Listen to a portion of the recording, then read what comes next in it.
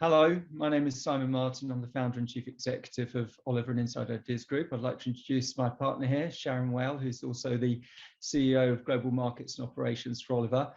We're privileged to be here today. We've been asked to sort of share our experiences of running over 250 in-house agencies in over 300 locations in over 50 countries with over 4,500 people throughout the world. And we're delighted today just to share with you some of our experiences so that you can take what you like from that.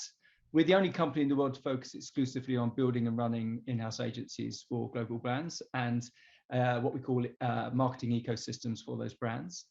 This is the only agency I've ever worked in. I spent 16 years on the client side, and this is a good metaphor for the problem I was looking to solve. We liken the traditional way of getting stuff done in the industry to a very long game of table tennis, very long rallies, and we really want to shorten that rallies through collaboration and people working in the most effective ways together. But there are many ways to do this, and Sharon's going to talk you through some of those ways. Yes, so we know that in-housing has gone from being a trend to being mainstream, and over 70% of brands now have or are considering having their own in-house strategy and agency. And you'll see from all the talks today that there are many ways to in-house, and the conversation has moved very quickly from whether to in-house at all to what is right for me and my brand.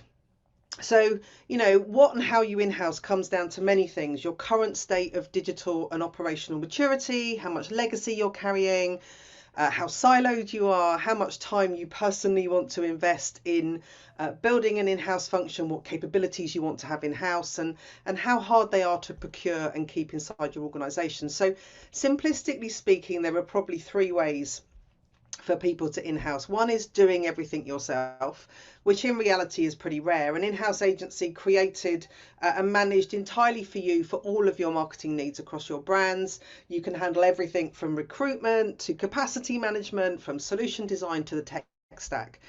The second way of doing it is to outsource your in-housing to the experts who will design, build and run a bespoke agency for you, often with specific needs in mind, like global community management or social or data-driven marketing, but often with very overlapping skill sets like social commerce, for example. And we work with clients like Unilever, who you've heard from this morning, in precisely this kind of way, where it makes sense to build local and global centres of excellence that will be run in very close proximity with the brands, and also paired with specialist agencies and resources to create the best-in-class solutions across the business. The third way to do it is really an evolution of point two, which is building your own marketing ecosystem. It's the connection of data, media, and content to drive insight-driven and performance optimized content at speed and in real time, really underpinned and driven by technology and automated production, and is very much the kind of North Star and Nirvana of kind of in-house marketing ecosystems.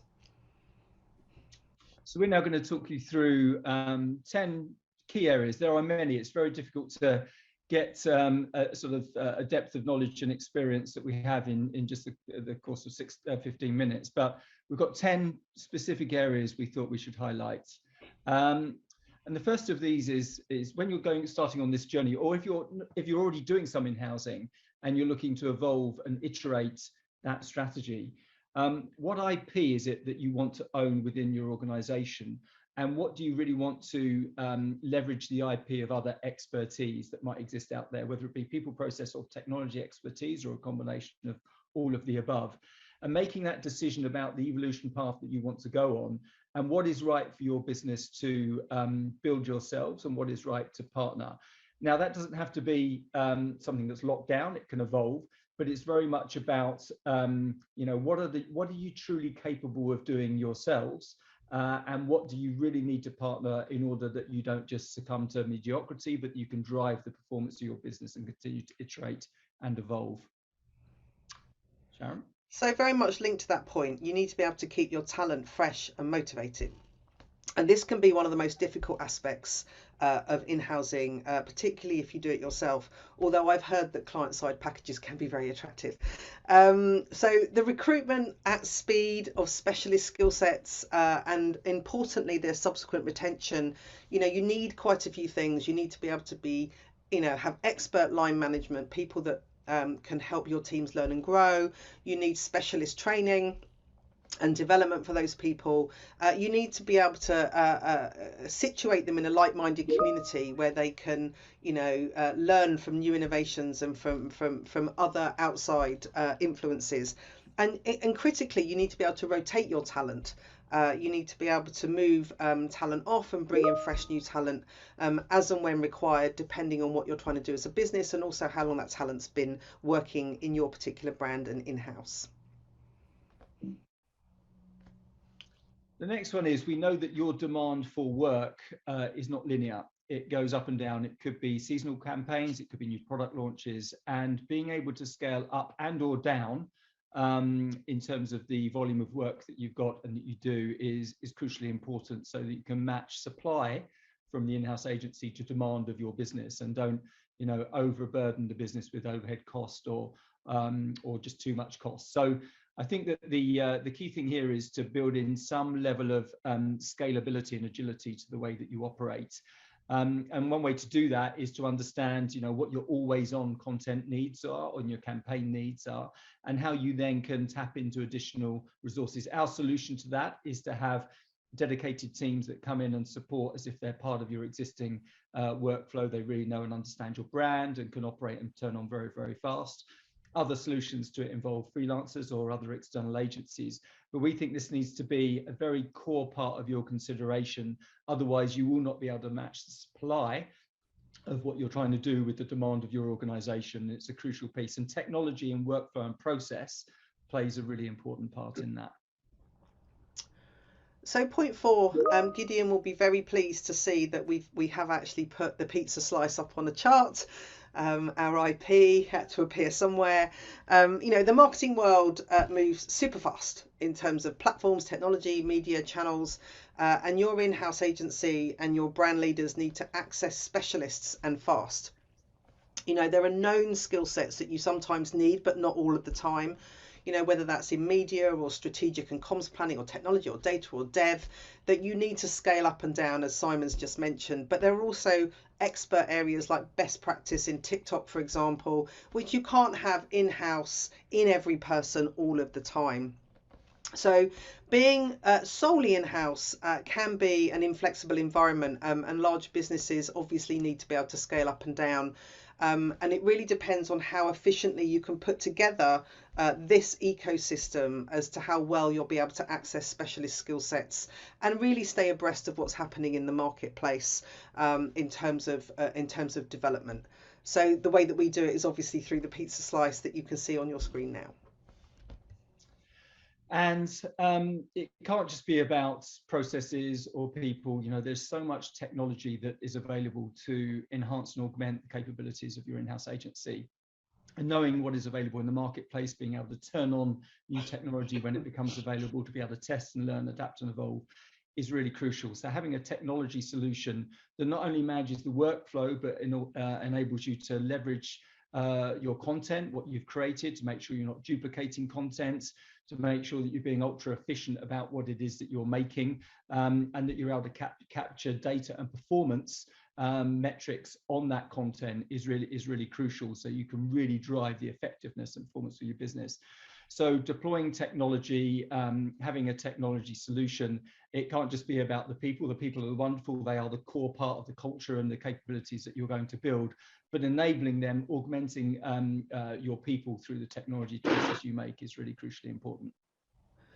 So point 6, you need to optimize. You can't just implement your in-house agency once, you will need to re-implement it fairly regularly, at the longest probably 12 months, to make sure that it's always fit for purpose, because you have to be ready for a constant state of change in terms of technology platforms, media channels, changes in demand, as well as your kind of continuous improvement requirements overall. And you have to be super careful that it doesn't become an internal department of your business, that it does actually look, act and behave like an agency supplying a really high quality service. So you want a partner that pushes back appropriately and brings expertise into the room, but you don't really want a partner that has the ability to just, say no. You want a partner that's going to be working on solutions with you. Number 7, we know that being on site is, I think we've all learnt this through the pandemic. People collaborate better, come up with more innovative and brilliant solutions when we're in the room together.